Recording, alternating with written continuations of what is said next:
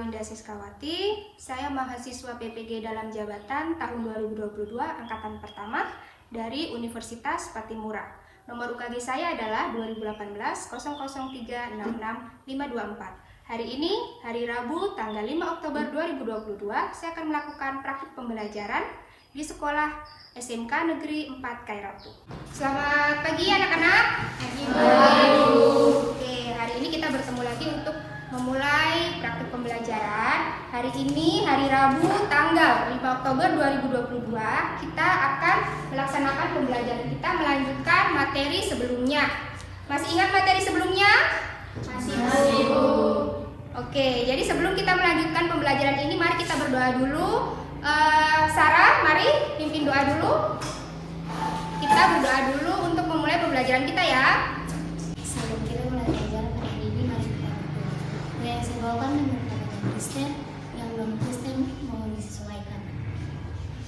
Tuhan, sekarang kami anak-anak-Mu, kami mau mulai pelajaran pada pagi hari ini.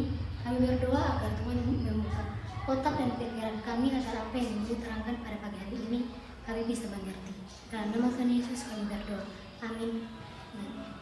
Terima kasih Sarah. Oke, Ibu absen dulu ya, anak ya. Ibu absen dulu yang Ibu panggil namanya. Siap hadir ya. Astika. Hadir Bu. Eva. Hadir Bu. Chelsea. Hadir Bu. Nursiakila. Hadir Bu. Purota. Pere. Hadir Bu. Oke, semua hadir ya. Ya Bu. Sebelum kita melaksanakan pembelajaran kita hari ini, Ibu mau mengajak kalian membangkitkan rasa nasionalisme kalian dengan menyanyikan lagu Garuda Pancasila. Karena ini lagunya sangat semangat, Ibu minta kalian menyanyikan lagu ini dengan penuh percaya diri dan bertepuk tangan ya.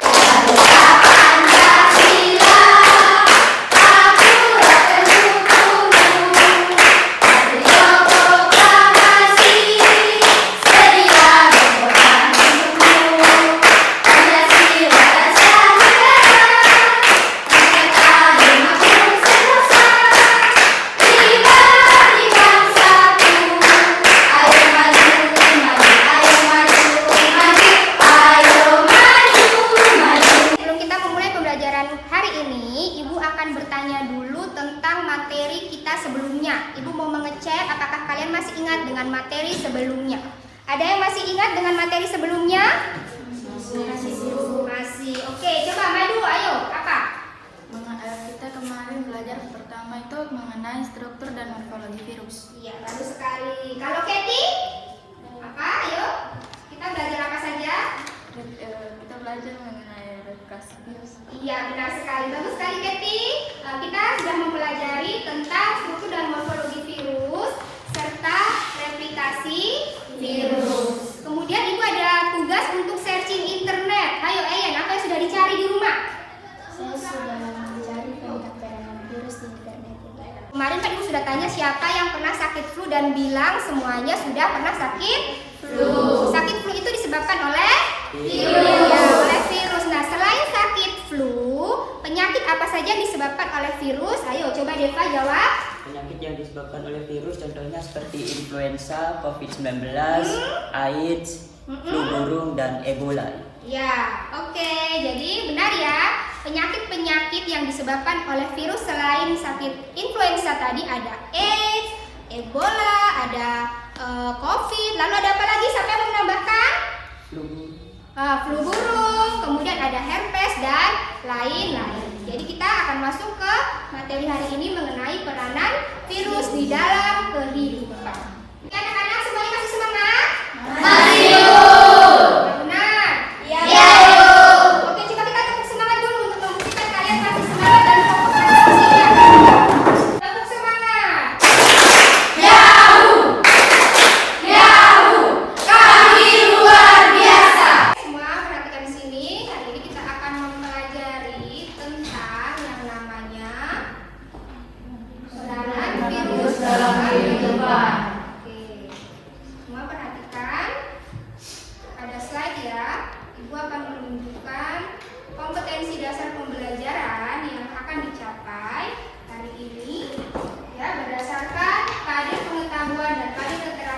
3.3 dan 4.3. Oke, jadi IPK dari masing-masing KD ini ya, bukan IPK KD pengetahuan ada 2. Yang pertama itu menguraikan peran virus dalam kehidupan, menyimpulkan peran virus dalam kehidupan, terutama manfaatnya di bidang kesehatan. Kemudian untuk IPK keterampilan, yang pertama itu adalah merumuskan peran virus dalam mekanisme rapid test antigen, dan yang kedua adalah melakukan rapid test antigen sebagai contoh pemanfaatan virus di dalam kehidupan. Jadi tujuan dari pembelajaran ini adalah melalui pengamatan gambar dan video, kalian bisa menguraikan dan menyimpulkan peran virus di dalam kehidupan. Kemudian nanti kita akan melakukan praktik dengan sampel saliva. Oke, jadi manfaat dari pembelajaran kita hari ini, nantinya di dunia kerja kalian sudah mampu melakukan yang namanya kegiatan rapid test. Oke, jadi ini adalah rapid test antigen dengan sampel saliva. Ada yang tahu apa itu saliva? Air liur. Ya, benar sekali, air liur. Rapid test saliva ini adalah teknik terbaru dalam teknik rapid test supaya meringankan rasa sakit ketika diambil sampelnya. Ya, jadi kita akan mempraktikkan nanti yang namanya rapid test saliva supaya nanti di dunia kerja kalian sudah mampu melakukan rapid test secara mandiri. Ambil smartphone masing-masing, kemudian masuk ke dalam Google Classroom. Ibu sudah unggah tugas pretest ya.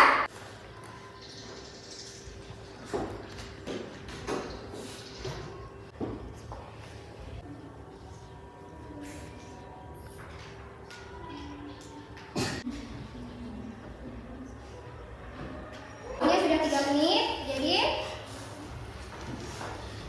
sekarang kita kembali ke materi ya. Perhatikan ke layar ya. Kita akan menganalisis gambar.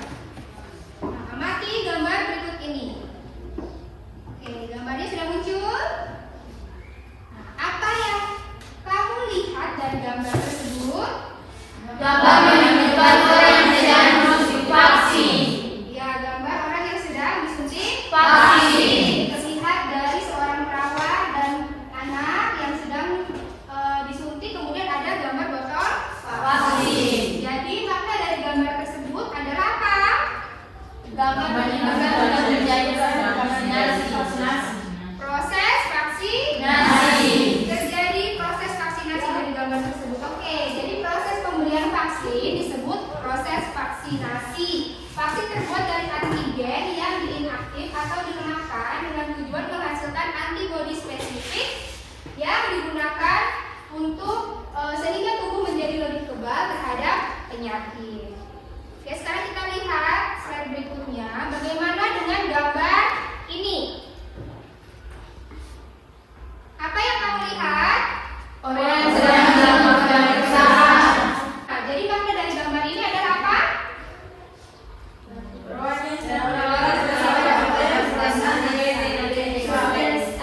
Ya, jadi di dalam gambar ini perawat sedang melakukan proses rapid test. Rapid test adalah tes yang digunakan untuk mendiagnosis dalam jangka waktu yang cepat. Di materi kali ini kita akan mempelajari, mempraktikkan rapid test supaya kita bisa mengetahui peran dari virus ini dalam alat rapid test. Sekarang Ibu akan membagi kalian menjadi 4 kelompok seperti yang Ibu bagi di grup WA dan Google Classroom. Ya, Ibu sudah beri namanya masing-masing. Kita akan memakai nama-nama 2. Kalian memisahkan diri. 1, 2, 3.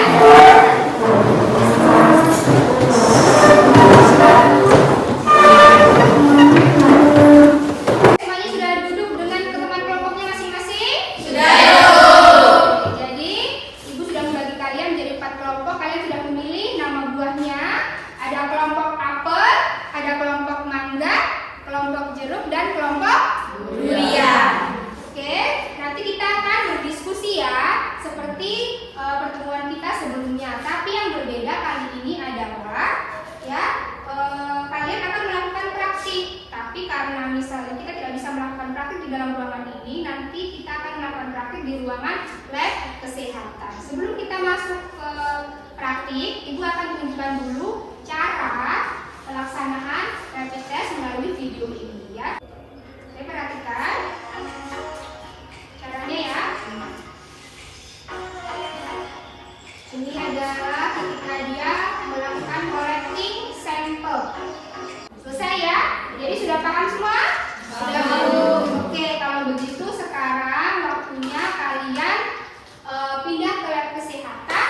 Semuanya jangan lupa pakai perlengkapan yang sudah Ibu perintahkan sebelum pertemuan. Sebenarnya jangan lupa dikancingkan. Tidak boleh ada yang kancingnya terbuka ya. Jangan lupa pakai masker, juga sarung tangannya dipakai sekalian.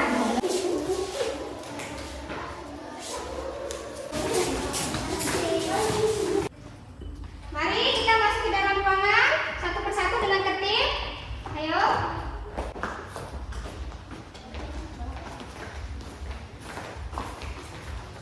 Lima orang pertama, kemudian disambung 5 orang kedua ya, supaya ruangannya pas.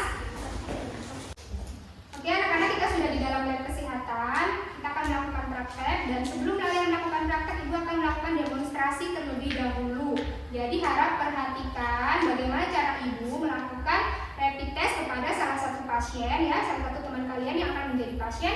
Kemudian lakukan demonstrasi yang seperti Ibu lakukan tadi terhadap kalian punya teman kelompok. Kalian sudah bagi menjadi siapa yang menjadi pasien dan siapa yang menjadi perawat. Nah, sebelum kalian mengerjakan, Ibu akan membagi LKPD terlebih dahulu, di mana di dalam LKPD ini ada nanti tabel untuk kalian mengisi hasil analisis rapid testnya. Oke, kelompok apel ambil dia punya LKPD-nya. Oke, kelompok mangga. Anak, perhatikan, sebelum kalian praktek, Ibu akan mendemonstrasikan terlebih dahulu bagaimana tahapannya melakukan rapid test ketika di lab kesehatan ini. Oke, jangan lupa kalian pakai maskernya.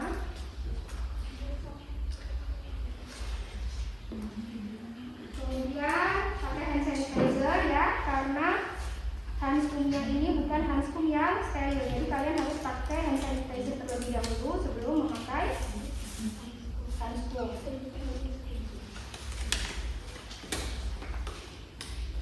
Kemudian agar lebih steril, kalian pakai lagi hand sanitizer-nya di luar handscoom ya, supaya alatnya lebih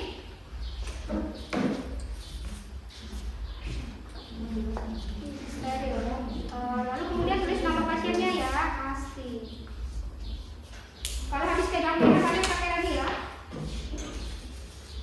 Harus steril, benar-benar steril. Oke, Asti, silakan duduk di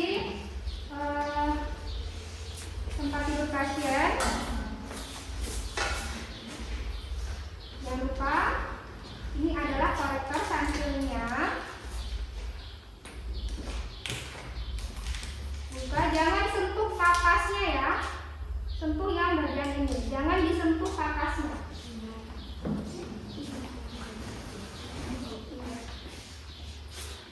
Bisa ya sampai batas ini. Nah, ya, oke. Selama 2 menit ya, sampai basah.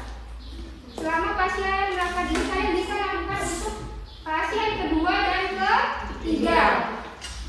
Selama 2 menit, karena Ibu tidak ada pasien lain, Ibu akan menyiapkan alatnya. Ibu akan menyiapkan alatnya, kemudian menempelkan labelnya di bagian tengah ya, biar kelihatan namanya. Seperti ini ya. Kemudian taruh di meja sini.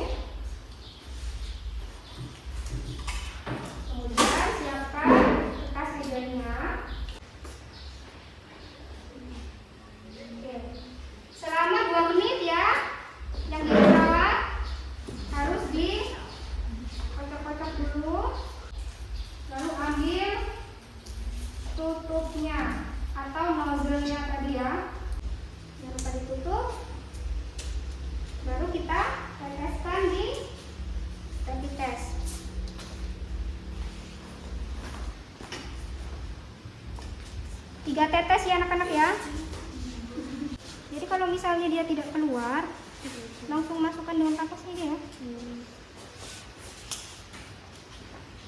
Tunggu sampai 15 menit.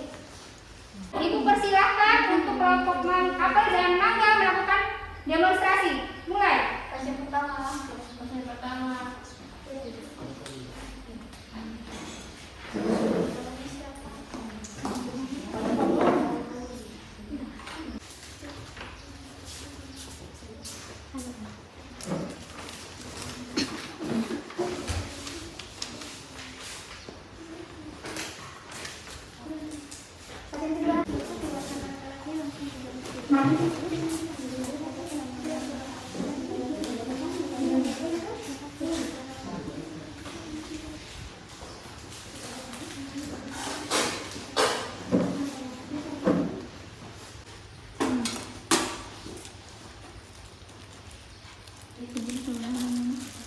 Di atas ini.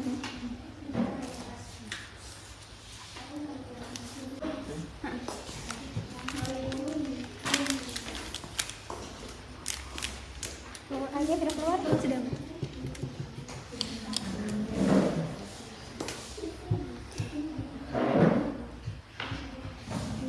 Nah, sudah jalan ya? Ya. Oke. Iya nih. Oke, lanjut ke pasien berikutnya. Hasilnya ya. Kalau siap-siap ini yang sudah hasilnya keluar ditulis langsung jawabannya. Hasilnya tadi di lembarnya. Mangga sama kelompok apel sudah selesai demonstrasi. Sekarang giliran kelompok jeruk dan kelompok durian. Oke, kelompok jeruk dan durian silakan lakukan demonstrasinya. Kemudian untuk kelompok apel sama mangga tadi boleh mengerjakan LKPD-nya ya di belakang ya, silakan. Oke, sekarang kelompok jeruk dan durian silakan demonstrasi.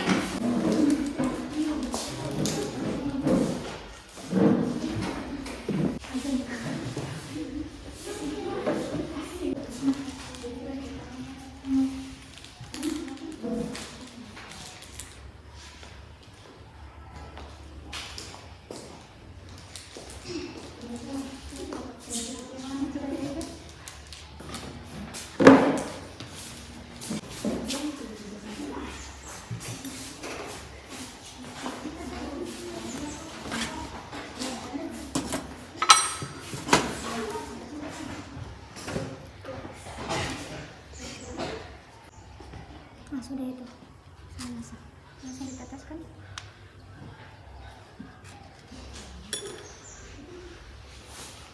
Keluar nggak itu?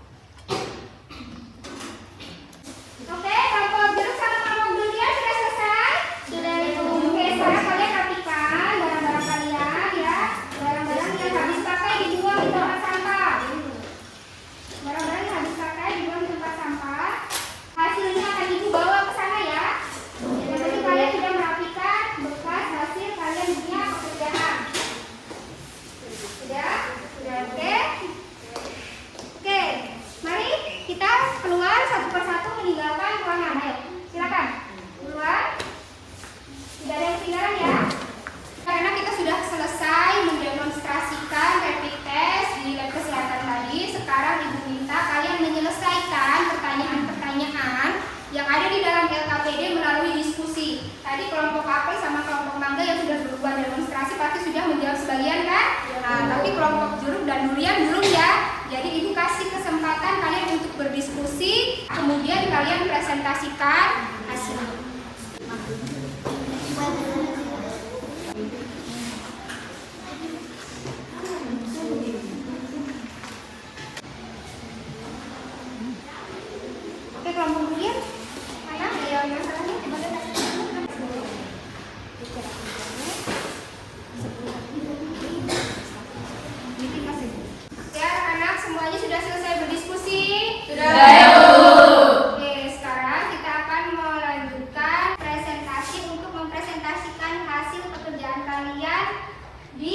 kesehatan tadi. Yang pertama, mau maju kelompok mana?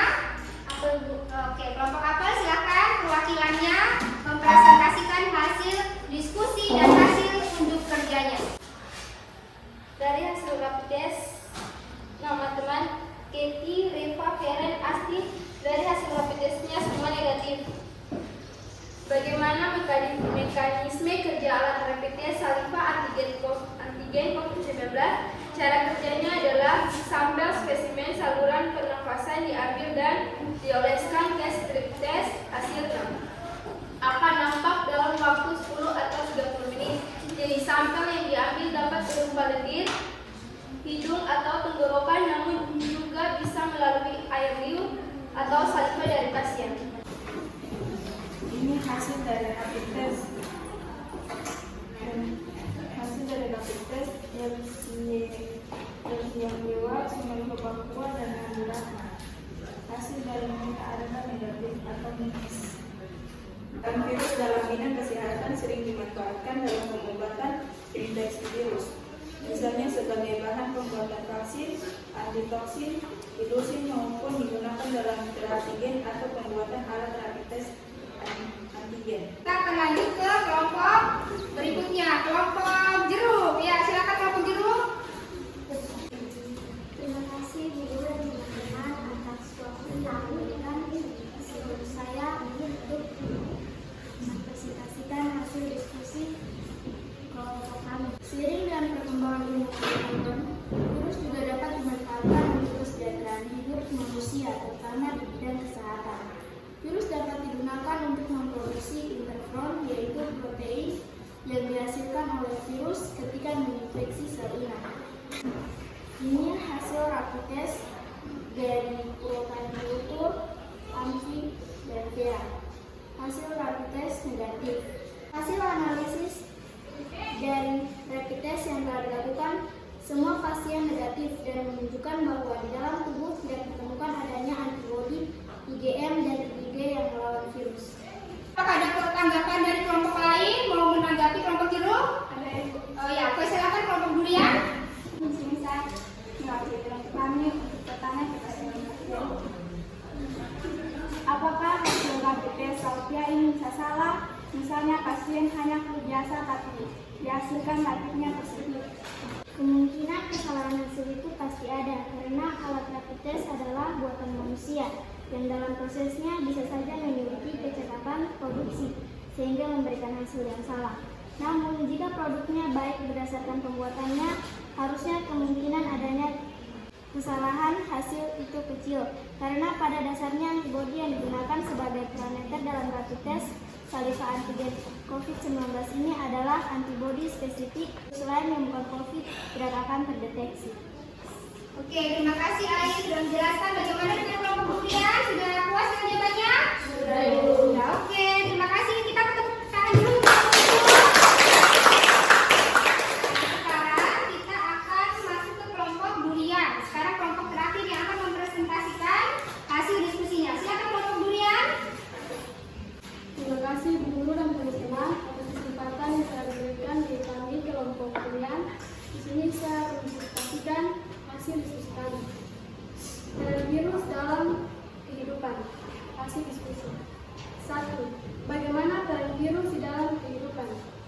Virus memiliki peran dalam kehidupan, baik itu menguntungkan maupun merugikan. Siapa yang mau menanggapi? Ya, dari kelompok apa? Silakan. Ada yang bertanya? Silakan Eva. Terima kasih atas kesempatan yang diberikan. Saya mewakili kelompok apel akan memberikan pertanyaan kepada kelompok durian. Apakah yang disebut dengan rapid test? Itu saja. Terima kasih. Terima kasih untuk kelompok apel dan teman-teman pertanyaan kepada kelompok kami. Sekarang saya akan menjawab pertanyaan kelompok apel. Rapid test adalah metode pemeriksaan atau tes secara cepat.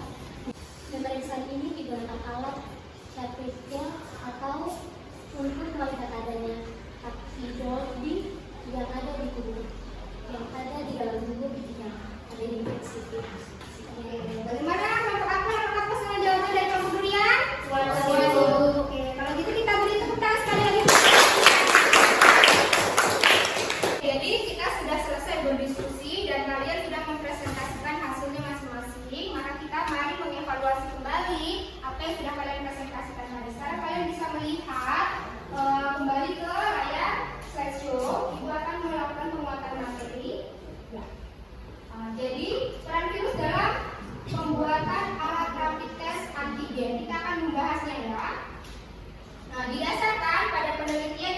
oleh Bibawan dan Sunartati tentang pembuatan rapid test, tapi mereka menggunakan antigen yang namanya antigen flu burung atau H5N1.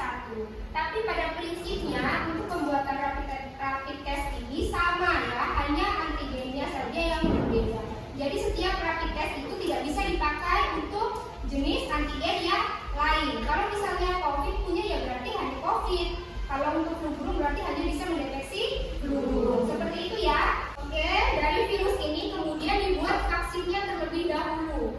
Nah, tadi seperti Ibu sudah sampaikan bahwa vaksin ini adalah virus yang dilemahkan kemudian diinjeksikan kepada pasien ya untuk meningkatkan kekebalan tubuh. Tapi pada vaksin ini pembuatan rapid test ini diinjeksikan ke dalam sampel, biasanya itu adalah hewan uji, bisa kelinci maupun tikus ya. Kemudian setelah itu hewan uji ini akan terinfeksi virus yang sudah lemah tadi ya. Dia akan menghasilkan yang namanya antibodi tadi. Hewan uji tersebut akan menghasilkan antibodi spesifik. Kemudian ya dari hewan uji tersebut antibodinya diekstrak. Bagaimana caranya? Caranya itu adalah darah dari hewan uji tadi diambil kemudian diekstrak, diambil antibodinya. Ya, diambil antibodi spesifiknya yang bisa mengenali virus corona. Kemudian dari antibodi tersebut diselipkan atau disematkan di alat rapid test yang kalian pakai tadi untuk demonstrasi. Untuk lebih jelasnya kalian coba lihat dulu. Ini mekanisme kerjanya ya. Kalian lihat video ini. Karena ini videonya dari bahasa Inggris, Ibu akan sedikit menjelaskan ya. Ini tidak ada bersuara, tapi akan Ibu menjelaskan. Jadi perhatikan sampai dengarkan suara Ibu. Kita perhatikan ini adalah penampang dalam isi rapid test kit tadi yang kalian pakai ya. Lihat ada bagian atasnya ada sample pad, ada conjugative pad, dan ada absorption pad. Nah, nanti yang sample pad itu adalah tempat meletakkan sampelnya, air liur tadi ditaruh di situ. Kemudian conjugative pad ini berisi antibodi yang sudah terkonjugasi. Kalian lihat yang baris kedua, yang primary antibody 2. Nah, primary antibody 2 ini adalah antibodi yang akan mengikat virus corona. Ya, yang akan mengikat virus coronanya tadi. Kemudian secondary antibodi yang kedua ini adalah antibodi yang akan mengikat antibodi yang terkonjugasi. Ya, Ibu lanjutkan videonya, kita lihat. Lalu kemudian fungsi dari absorption pad ini nanti adalah untuk menyerap cairan yang diberikan di sampel pad. Makanya tadi kenapa waktu kalian masukkan cairan dia seperti berjalan. Itu dia seperti air yang diserap oleh kain ya. Jadi fungsi dari absorption pad tadi itu adalah untuk menyerap cairan. Antibodinya itu ada bermacam-macam. Nah, untuk yang biasanya untuk yang mengenali atau antibodi yang spesifik mengenali infeksi virus itu adalah antibodi jenis G dan antibodi jenis M. Ya, dikenal dengan IgG dan IgM. Ya, makanya pada rapid test antibodi itu dia melihat IgG dan IgM. Tapi kalau pada rapid test antigen ini antibodinya yang ditanamkan di dalam. Ya, paham semua ya? Paham. Oke, sekarang kita lanjut ke kesimpulan. Ya, jadi kesimpulannya, virus adalah parasit obligat intraseluler yang hanya dapat hidup di dalam sel inang organisme lain. Oleh karena itu virus dia menyebabkan penyakit. Karena dia menyebabkan penyakit ini, untuk manfaatnya di bidang kesehatan adalah dibuat sebagai obat. Oke, sudah sampai di bagian evaluasi. Ya.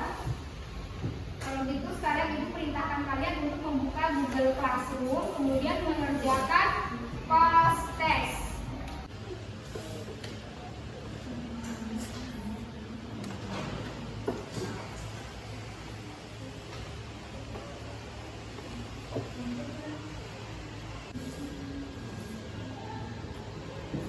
Karena waktunya sudah habis mengerjakan post test dan 3 menit berlalu. Nah, sekarang kita akan masuk di kegiatan akhir pembelajaran kita, yaitu merefleksikan pembelajaran hari ini. Untuk merefleksikan pembelajaran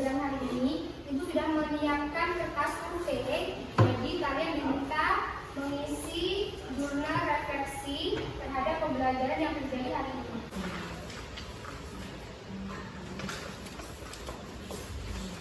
Kerjakan waktunya 3 menit ya.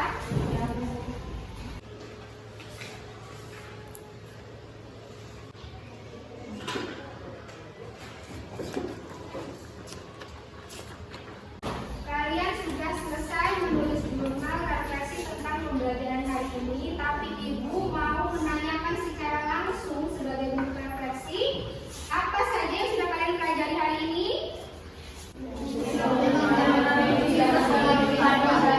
Ya, peran virus di dalam kehidupan. Kemudian, perasaan kalian bagaimana mempelajarinya? Kemudian perasaannya selain senang, ada ingin tahu lagi tentang praktik-praktik selanjutnya tidak? Jadi lebih semangat untuk menjadi perawat profesional tidak? Semangat. Oke, bagus. Semoga pembelajaran kita ke depannya bisa lebih memotivasi kita untuk menjadi calon-calon perawat masa depan. Tetap semangat anak-anak. Nah, sekarang kita akan masuk ke kegiatan kesimpulan. Tapi dalam kegiatan kesimpulan ini, Ibu akan sekaligus mengevaluasi kalian tentang peranan virus di dalam kehidupan. Jadi kalian perhatikan slideshow-nya. Nah, di sini adalah evaluasi adalah bentuknya adalah matching block. Jadi kalian disuruh menarik garis panah kalau peran virus yang merugikan itu panahnya putus-putus, sedangkan peran virus yang menguntungkan itu dia panahnya utuh. Jadi kita kembali ke pertanyaan peran virus yang merugikan. Dari balok orange, peran virus yang merugikan apa-apa? AIDS, terus herpes, terus COVID, terus apa lagi? Parotitis. Oke, parotitis. Kita lihat jawabannya benar atau tidak ya? Kita lihat tanda panahnya iya benar. Ada penyakit AIDS ya, karena ini merupakan penyakit. Herpes juga penyakit. COVID juga penyakit. Terus parotitis juga penyakit. Kemudian kalau peran virus yang menguntungkan berarti sisa-sisanya ya. Ada vaksin, ada rapid test antigen, kemudian ada vaksin dan Oke, jadi kalian sudah bisa memahami dengan baik tentang peranan virus di dalam kehidupan, di mana ada virus yang merugikan, namun juga bisa dimanfaatkan untuk proses penyembuhan dari penyakit yang disebabkan oleh virus tadi. Sebelum Ibu menutup pembelajaran ini, Ibu ingin memberikan feedback kepada kalian atas kinerja kalian hari ini, di mana kalian sudah berdiskusi, juga sudah melakukan unjuk kerja berupa rapid test. Nah, dari hasil penilaian Ibu yang sudah Ibu lakukan dari awal pembelajaran sampai akhir, yang menjadi pemenang dalam diskusi dan unjuk kerja adalah kelompok siapa yang bisa tebak? Ayo, kelompok mana yang kira-kira yang menjadi juara? Kelompok Delu. Iya, benar sekali. Tepuk tangan untuk kelompok Delu. Oke, sekarang kelompok Jeruk, Ibu persilakan untuk maju ke depan. Oke, teman-teman, hadiah untuk yang kinerja hari ini yang paling baik adalah gantungan kunci berbentuk boneka beruang. Oke, kita boleh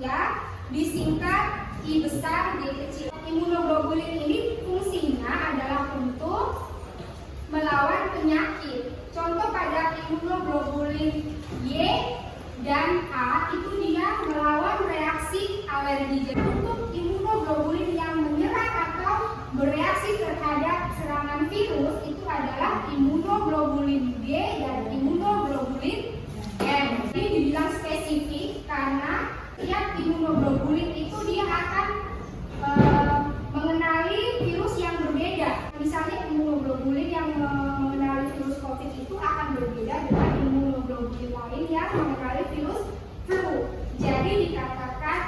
antibodi spesifik karena dia hanya akan mengenali spesifik antigen tertentu. Paham ya? Paham? Oke, kalau gitu semuanya sudah paham. Kita sudah sampai di akhir pembelajaran kita. Sebelum kita menutup pembelajaran kita hari ini, Ibu minta satu orang untuk memimpin doa. Ayo coba sini bantu kita memimpin doa untuk menutup pembelajaran kita hari ini.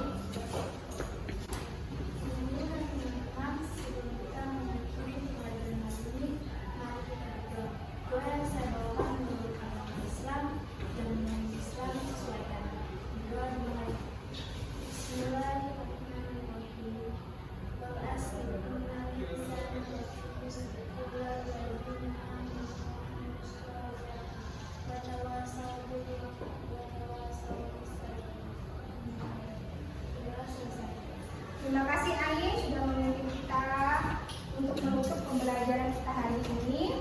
Ibu ingatkan sekali lagi untuk mengecek tugas nanti di akun Google Classroom.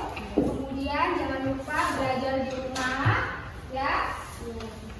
Tetap ingat kata-kata SpongeBob ya. Jangan lupa untuk makan makanan sehat, kemudian olahraga